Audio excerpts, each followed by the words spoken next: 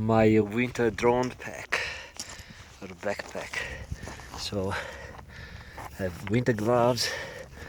I use hand warmers for the batteries, and I have some foam that keeps the battery warm.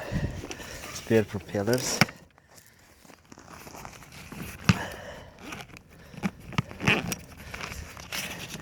Flashlight, bear spray, and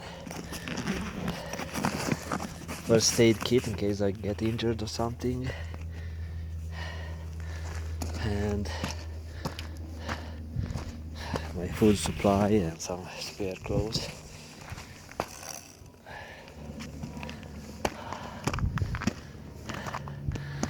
And that way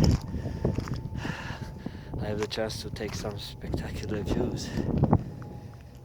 Scenery, look at that.